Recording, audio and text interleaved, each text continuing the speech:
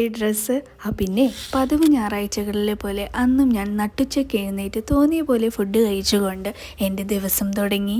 പിന്നെ വൈകുന്നേരം ആയപ്പോൾ ഞാനും സാറിനും കൂടി ഒരു ബജി കഴിക്കാനായിട്ട് പുറത്തേക്ക് പോയി. അതിൻ്റെ കൂടെ വീണ്ടും ഒരു കോഫി. പിന്നെ ബജിയെക്കാട്ടി എനിക്കിഷ്ടം ഈ ഒരു ചട്നി കഴിക്കുന്നതിലാണ്. അത് കഴിഞ്ഞ് ബാംഗ്ലൂരിലെ ഈ റൊമാൻറ്റിക് വെതറിൽ ഈ ഒരു റൊമാൻറ്റിക് വാക്കിങ്ങിനായിട്ട് പോയി. പക്ഷേ പെട്ടെന്ന് തന്നെ നമ്മൾ തളർന്ന വശരായിട്ട് ഒരു ഇരിപ്പിടം കണ്ടെത്തി അവിടെ കുറച്ച് നേരം വിശ്രമിച്ചു.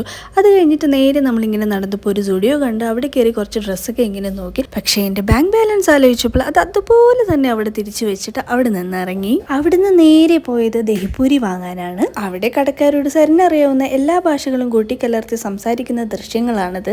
ഇത് പിന്നെ ഞാൻ തന്നെ ഉണ്ടാക്കിയ ആവി പറക്കുന്ന നല്ല അടിപൊളി ചിക്കൻ കറി, അതിൻ്റെ കൂടെ പുറത്തുനിന്ന് വാങ്ങിയ അപ്പവും ഇടിയപ്പവും റുമാലി റൊട്ടിയും പൊറോട്ടയും, ഇതെല്ലാം ഈ മൂവി കണ്ടുകൊണ്ട് നമ്മൾ നന്നായിട്ട് ആസ്വദിച്ചു. പിന്നെ ഈ ദഹിപൂരി മറന്നില്ല കേട്ടോ. അപ്പോൾ ശരി.